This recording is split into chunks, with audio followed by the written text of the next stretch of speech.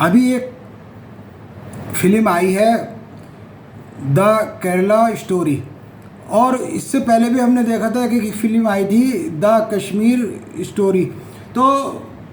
उसमें भी उस वक्त बहुत एक तबके को ख़ास तरीके से ये समझाया गया कि ये शायद कोई धार्मिक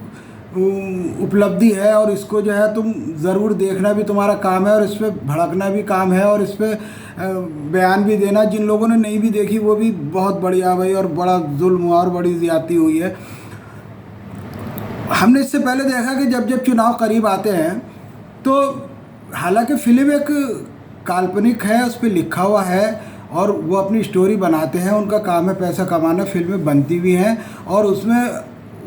सुपरहिट भी होती है और फेल भी होती है, इसमें कोई बात नहीं है। लेकिन किसी भी उसको लेके जब उस वक्त पे एजेंडा बना दिया गया है, जैसे कि हम देखते हैं जब कोई इलेक्शन करीब आता है, कोई चुनाव होता है, तो उस वक्त हमें ऐसी बातें को सुनने को ज़रूर मिलती हैं कि कपड़े से पहचान कर लो कौन सा धर्म है उसका, 30-80 का हिसाब देख लो, देश के गद्दारों को गोली मारो सालों को,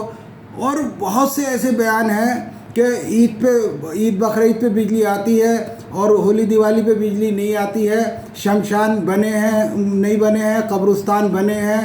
और अली तुम्हें मुबारक और बजरंग बली हमें मुबारक। इस तरीके के लगातार बयान उस पोजीशन में आते हैं जिस वक्त हमने ये देखा कि चुनाव आयोग ने सख्ती से ये कहा कि कोई भी धर्म के आधार पे चुनाव नहीं लड़ा जाएगा, और इसके अलावा चुनाव आयोग ने भी ये कहा कि धर्म के आधार पे चुनाव नहीं लड़ा जाएगा। और सुप्रीम कोर्ट ने भी इस बात की ताकीद की कि नफरती बयान, हेड स्पीच पे बिल्कुल प्रतिबंध लगना चाहिए, बिना उसके किसी के एफआईआर दर्ज कराएं उसके खिलाफ केस दर्ज होना चाहिए। लेकिन इसके बरक्स हम ये देख रहे हैं कि हमारा बहुत मोतबर और मुअज़्ज़ज़ ओहदा है वज़ीर आज़म का। एक हमारे वज़ीर आज़म जो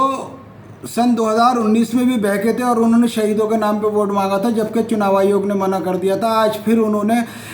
केरला में खड़े होकर ये अपनी तकरीर में ये नारा लगाया कि वोट जब डालो तो बजरंग बली के नाम पे वोट डालो। इससे पहले हमारे गृह मंत्री दिल्ली में ये नारा लगा चुके हैं कि यहाँ इतनी ज़ोर से बटन दबाओ जो करंट शाहीन बाग वालों के लगे।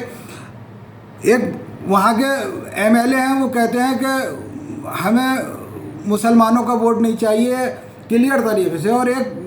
एमएलए हैं वहाँ के या मंत्री भी रह चुके हैं, वो कहते हैं कि जो हिंदुओं के खिलाफ बोलेगा उसको गोली मार दी जाएगी। एक एमएलए कहते हैं कि हम फला संगठन पे प्रतिबंध लगा देंगे, एक कहते हैं कि हम बजरंग बली के मंदिर बनवाएंगे। मैं यहाँ ये सवाल अपने देश की आवाम से, अपने भाइयों से करना चाहता हूँ कि जो सरकारें अपना मंशूर लाती हैं, अपना दस्तूर लाती हैं, संकल्प पत्र लाती हैं, तो वो उस वक्त हमें ये बताती हैं कि तुम्हें ये मिलेगा, हम ये करेंगे, और जब उनके 5 साल बीत जाते हैं तो वो इस तरीके का प्रोपेगेंडा लाती हैं कि 2 समुदायों को आपस में बांटने की बात करते हैं, 2 समुदायों के बीच में वो दरार पैदा करते हैं, उन्हें 20-80 के नाम पे